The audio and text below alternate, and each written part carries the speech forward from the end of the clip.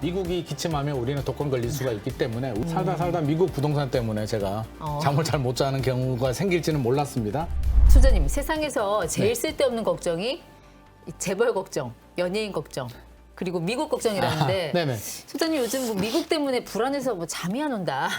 네, 뭐가 그렇게 불안하신 거예요? 미국 상업용 부동산 때문에 제가 요즘 고민이 많은데요. 살다 미국 부동산 때문에 제가 잠을 잘 못 자는 경우가 생길지는 몰랐습니다. 상업용 부동산. 네. 그러니까 주거용 부동산과는 다른 거죠? 네네. 상업용 부동산이라고 하면 일반적으로 이제 임대료, 월세가 나오는 부동산인데요. 우리나라에서는 상가 또는 대형 오피스 빌딩을 상업용 부동산이라고 하는데 미국은 범위가 조금 더 광범위합니다. 미국은 호텔 또 뭐 이런 그 호텔, 물류시설, 예. 또 공동주택들도 이게 우리 상업용 부동산으로 들어가기 때문에 네. 우리보다는 훨씬 더 광범위한 부분이고요. 미국은 상업용 부동산이 워낙 규모도 크고요. 상업용 부동산이 침체예요. 미국의 대형 오피스 빌딩이 지금 굉장히 어려운 상황인데 네. 공실이라고 하죠. 공실은 이제 임차인이 없는 겁니다. 다른 부분 공동주택이나 뭐 산업시설들은 뭐 거의 안정적인 흐름을 보이고 있는데 네. 상업용 오피스 같은 경우는 지금 쭉 그래프가 올라가고 있죠. 네. 공실률이 계속 올라가고 있기 때문에 공실률이 올라간다는 얘기는 결국 그 주인, 임대인 입장에서는 월세 수입이 줄어든다는 이야기겠죠. 그러니까 공실률이 13%라고만 해도 100층짜리 건물에 13개, 죄송합니다. 그러니까 공실률이 13%라고 하면은 이제 건물 한 100층 되는 건물에 13개 층이 지금 맞습니다. 비어 있다라는 얘기인데. 그렇죠, 그렇죠. 이 중국의 무슨 빈집 얘기 아니잖아요. 네네. 뭐 인구 감소하는 지방 얘기도 아니고. 미국 대도시에서 그런 텅텅 빈 사무실? 왜 미국에서 그럴까요? 발생하고 있습니다. 네. 지금 우리가 상상도 못하는 일들이 발생을 하고 있는데요. 2년, 3년 전으로 가보면 이제 코로나가 발생을 했습니다. 네. 코로나 팬데믹이 발생하면서 우리나라 대기업들도 아마 상당 부분 재택근무를 하게 되는데 미국도 많이 했습니다. 대부분 재택근무를 하게 되는데 네. 지금 우리나라에서 재택근무하는 기업들이 별로 없죠. KBS도 없어졌잖아요. 네. 재택근무. 다 회사 와서 이렇게 일하고 있는데 미국은 그렇지가 않습니다. 여전히 재택근무가 70%를 차지하고 있을 정도로 아니, 코로나 끝난 지가 언젠데. 미국은 아직도 하고 있습니다. 그 여러 가지 이유가 있는데 일단 미국의 고급 IT 인력들이 재택근무를 선호하고 있고요. 이게 일자리도 양극화인데 미국도 예. 고급 일자리들은 그 수요자 회사보다는 그 종업원들이 큰 소리를 치고 있어요. 갑이죠. 나는 예. 복귀 안 할래. 복귀하라고 하면 나 다른 직장 가버릴래. 라고 지금 큰 소리를 치고 있는 재택근무가 하나의 트렌드가 되고 있고요. 예. 약간 기업 문화도 있습니다. 우리는 옛날부터 농경사회부터 회사 중심, 뭐 회사 출근하고 네. 평생 직장의 개념이 있는데 미국은 약간 이기주의가 강하거든요. 성과주의? 야, 괜찮아. 집에서 일해도 되니까 성과만 잘 내면 돼라는 그런 문화가 네. 존재하고 있기 때문에 미국은 재택근무가 많은데 오피스가 필요 없는 거죠. 한마디로. 그러면 구글 같은 경우도 뭐 일주일에 3일 정도 출근해도 되는데 예. 본사에 출근하는 게 아니라 주변에 어디 출근해서 체크만 하고 뭐 이렇게 자유롭게 일하는 분위기거든요. 그러면 우리가 오피스에 예를 들어서 어떤 기업이 임차인으로 들어왔는데 재택근무를 많이 하니까 어떻게 되나요? 기업들은 계약 기간이 끝나니까 야 우리 안 할래. 네. 계약 연장 안 할래. 나가버립니다. 그럼 그 자리에 다른 임차인들이 들어와야 되는데 A 기업, B 기업, C 기업 모두 다 우리 다 재택근무하고 있는데 네 오피스 필요 없어라고 되는 거죠. 네. 그게 공실이 늘어나게 되는 거고요. 그러니까 듣고 보니까 네. 지금의 변화가 일시적인 게 아니라 구조적인 변화 같다는 생각이 들어서 그게 더 심각한 게 아닌가 싶어요. 이런 그렇죠. 추세대로라면은 미국의 공실률 여간에서는 채워지지 않을 것 같은데요.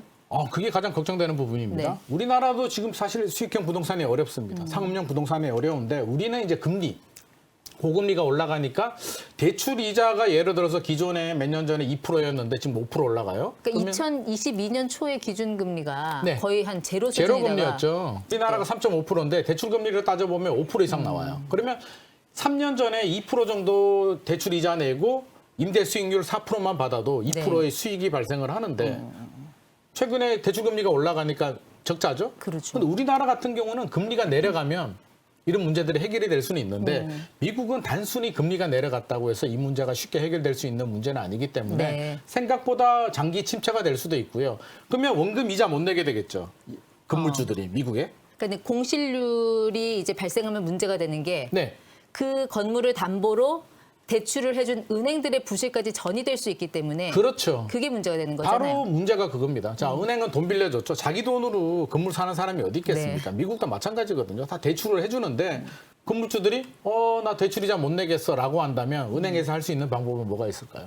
이제 경매 넘겨야 됩니다. 경매 넘기게 되는데 이게 건물 한 개의 문제라면 경매 넘기면 다른 입찰자들이 들어와서 낙찰을 받겠죠. 네. 지금 미국 같은 경우는 고금리에 재택 근무로 수요 자체가 엄청나게 줄어들었고요. 이게 언제 해결될지도 모르는 문제이기 때문에 낙찰이 잘 안 되는 겁니다. 네, 그럼 문제가 되는 은행들이 네. 문제가 되는 은행들이 어디냐? 지금 미국에 5,000개가 넘는 은행들이 있는데 네.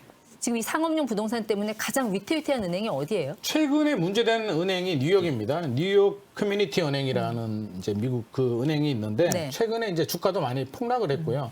한 달 사이 이게 불과 한 달, 두 달 사이에 발생한 일인데 주가 차트를 한번 보시면 10달러 하던 연초에 올 초에 10달러 정도 했는데요. 지금 3.42달러로 3분의 1 토막이 났습니다. 아, 주가 차트가 예전에 비트코인 차트 보는 것 비트코인 같은데요. 폭락할 때 차트를 보는 것 같은데 요즘 이제 비트코인 분위기는 이제 정반대인데 이 뉴욕 커뮤니티 은행은 정반대로 가고 있습니다. 이게 결국에는 상업용 부동산의 이제 침체에 영향을 받게 되는데 그러니까 그 은행, 그 부동산에 대출이 묶인 은행이 그렇죠. 이 뉴욕 커뮤니티 은행인데 맞습니다.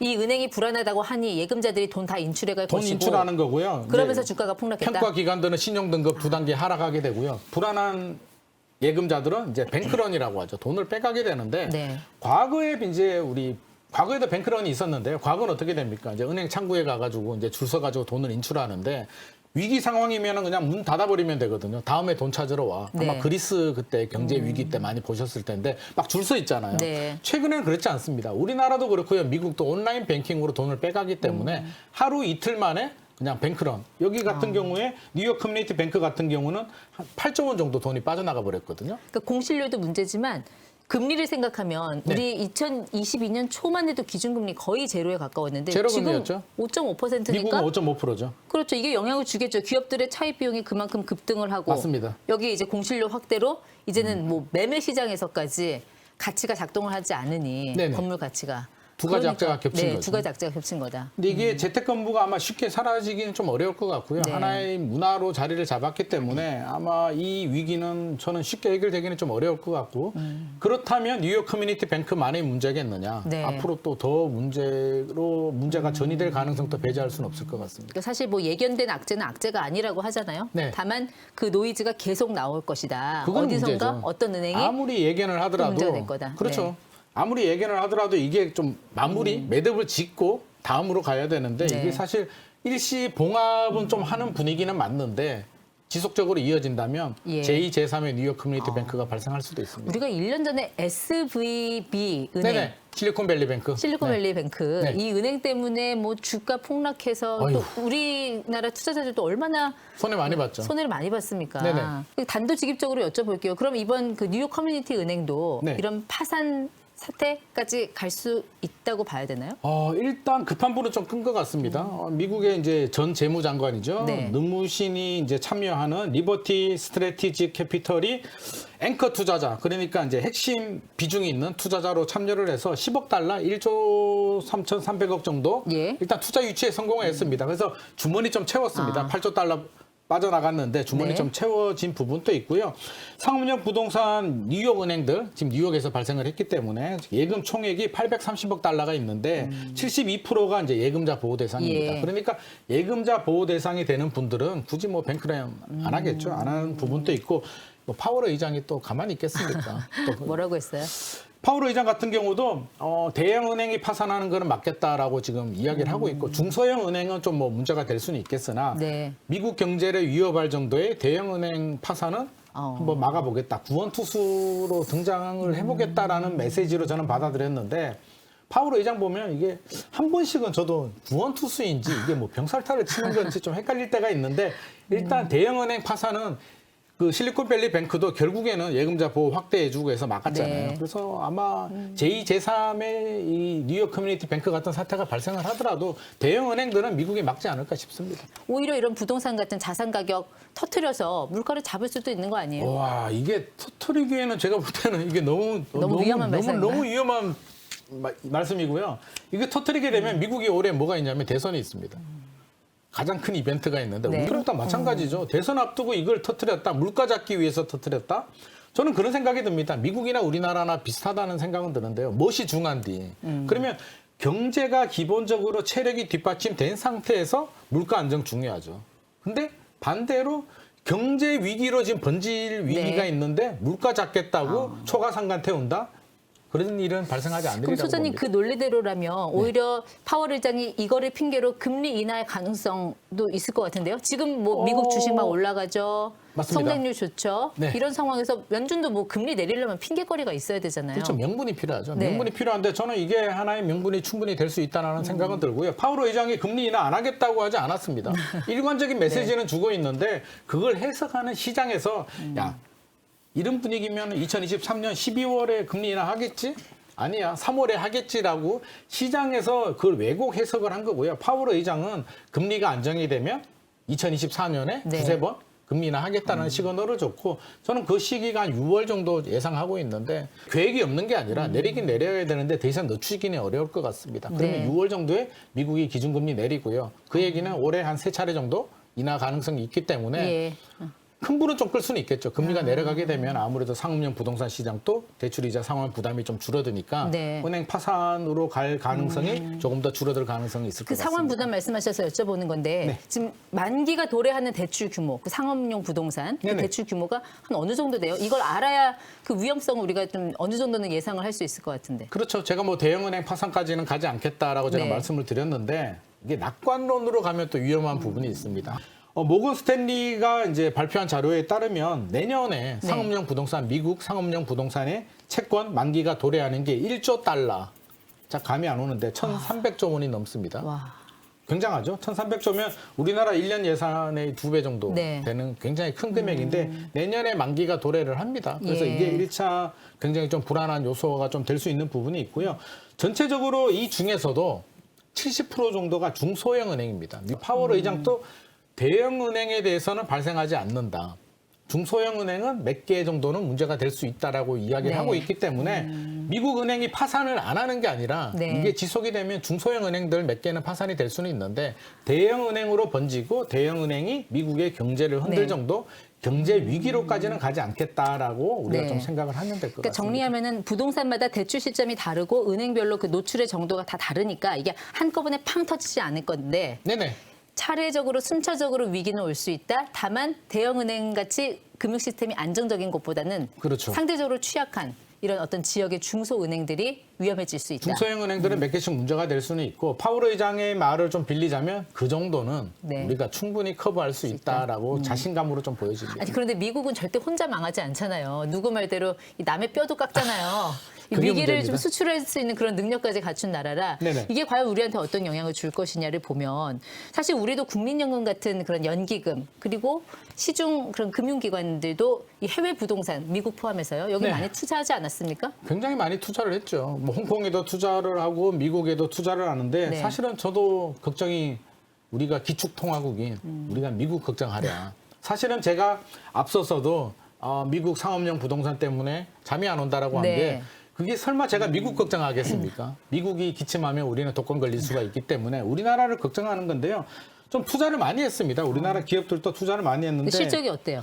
실적이 좋지 않습니다. 현재 미국 부동산 펀드에 55조 원 정도 투자가 되어 있는데요. 네. 25조 원 정도가 올해 만기가 도래한다라고 하고 아. 실적을 보면 이제 하나 대체 투자 자산 운용사에서 발표한 내용을 보면 2018년도에 2,775억 정도 투자했거든요. 네. 뭐 영국이 이건 이제 영국입니다만 네. 마이너스 20% 정도 손실을 발생했고요. 예. 미국도 마찬가지, 뭐 독일, 미국 다 마찬가지인데 독일은 마이너스 25% 정도 손실이 예. 발생을 했습니다. 그래서 최근에 S&P 글로벌에서 미래에셋하고 한국투자증권 신용 등급도 내렸습니다. 그래서 이거는 연쇄 작용을 하고 있어서 네.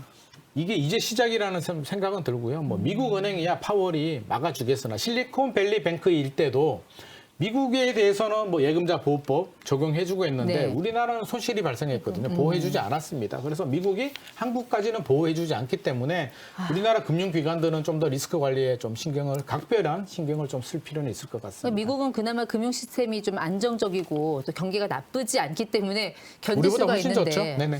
오히려 이 시스템적으로 문제가 되는 건 우리가 아닐까 싶어요. 네, 맞습니다. 듣고 보니까. 좀 뭐 예. 사실 우리나라가 좀 문제긴 하고요. 우리는 미국에 투자한 돈도 문제고 우리 국내도 지금 사실은 굉장히 좀 불안한 게 PF 최근에 문제되고 있잖아요. 네.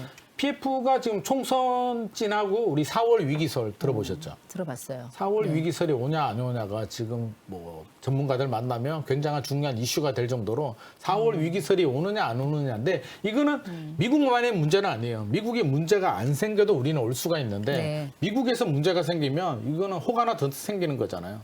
그러면 한국 정부가 과연 안전하게 수술을 할 수 있을까? 네. 우리 PF 문제는 또 부동산 시장, 집값 침체, 미분양 문제까지도 맞물려 있기 때문에 우리는 사실 제가 볼 때는 파월 의장보다 우리 한국은행 총재가 더 머리가 아프지 않을까 싶습니다. 잔인한 4월 오는 거예요? 저는 개인적으로 제 바람입니다. 위기가 온다 그러면 저는 진짜 오는 위기는 위기 아닐 거야.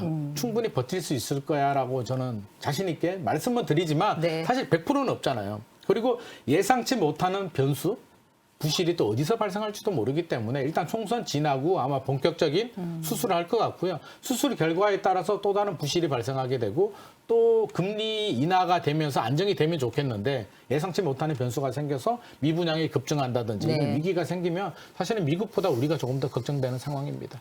혹시 소장님 머릿속은 이미 미국으로 가 있는 거 아닐까요? 이 직업별 발동해서 지금 상업용 부동산 가격 떨어졌다는데 혹시 뭐 금매 나오는 거 없나? 혹시 이런 거 미국에? 보고 계신 거 아니에요? 뭐 그런 마음이 없지는 않은데요. 사실 뭐 제가 영어도 안 되고 미국 투자보다는 오히려 우리나라 부동산에 저는 좀 더 관심이 있고 한국 부동산도 저는 뭐 아직까지 바닥을 찍고 올라간다. 우리 상업용 부동산도 굉장히 어려운데 사실 위기가 오면 또 기회도 같이 따라오는 거거든요. 네. 그래서 저는 미국보다는 우리나라 부동산에 조금 더 관심을 가지고 있습니다.